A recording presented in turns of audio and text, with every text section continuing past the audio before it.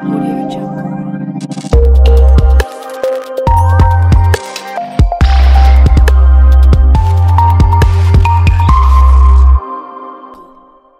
Welcome to Spydur Technologies. My name is Jason, and this video is a continuation of our Telephony 101 series and follows up with some fundamental truths regarding sending and receiving faxes in an IP world. For whatever reason, whether using faxes for legal requirements in an attorney's office, for compliance purposes in the medical field, or just because it's easy and you only need to send in some forms for a school field trip, faxing still remains a requirement of many businesses today. It doesn't matter if you're using a traditional fax machine, an all-in-one printer, third-party fax server, or even the fax server built into the SpydurPBX. Hopefully, this video will provide you some direction as it relates to sending faxes over the different types of telephone lines, whether analog, digital, or IP.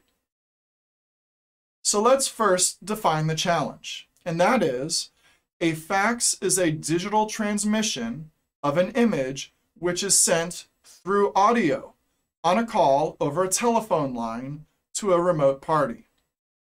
In fact, faxing works the exact same way as old dial-up modems and credit card machines. And anyone who is old enough to remember can tell you that if you have any interruption in the call, the connection is broken and you have to try again.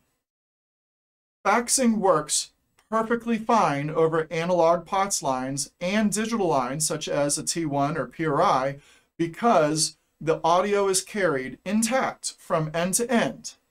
But IP lines such as SIP trunking and hosted solutions, on the other hand, can be a challenge. This is because IP lines work by cutting the audio of your telephone calls up into packets and then sends them to your provider over the internet. And just as before, if you have any interruption in your fax transmissions, the connection is broken and you have to try again.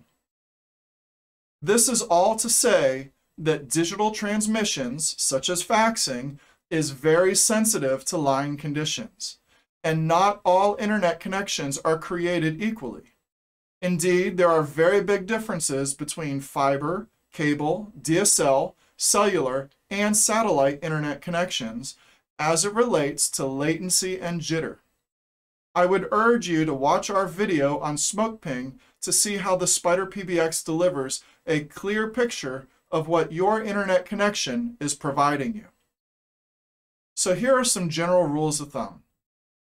If your business relies heavily on the ability to send or receive a massive volume of faxes, then you should probably hang on to some analog or digital lines.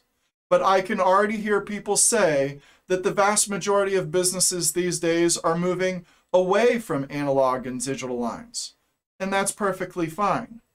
But if you're going to fax high volume all day, every day, over an IP line, you need to strongly consider using a quality fiber connection.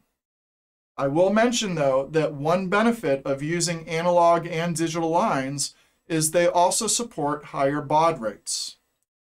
The baud rate is the speed at which a fax can be sent, whereas an IP line will top out at 14,400 bits per second. Traditional analog and digital lines can transmit a fax at a much higher rate of 33,600 bits per second. So if you have a 100-page brief, this means you can complete that fax transmission in a third of the time. This can simultaneously bring down the number of fax retries because there's less time for interruption and lower your overall port contention because you are simply faxing more pages in a shorter period of time.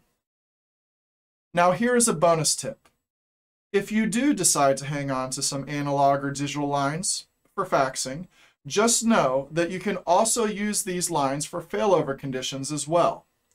This means if your internet connection goes down hard, we can automatically divert your inbound and outbound telephone traffic to these lines, and nobody will be aware of any difference. There will certainly be some capacity considerations because I doubt you have as many lines for fax as you do for voice, but the point is your building will still be fully operational and you will not be out of business. So this leads to the question, what about those with low volume fax needs, or those that are perhaps trying to fax over an internet connection with less than ideal service? Well, it may in fact work perfectly fine 100% of the time actually, but this cannot be guaranteed. Instead, we generally describe sending and receiving faxes as best effort, meaning go ahead, give it a go. You may very well be pleasantly surprised. If a fax doesn't go through, that's okay. Just let it try again. What we're looking for is to see if your actual success rate is still good overall, or do your needs justify the cost of having a dedicated line for faxing?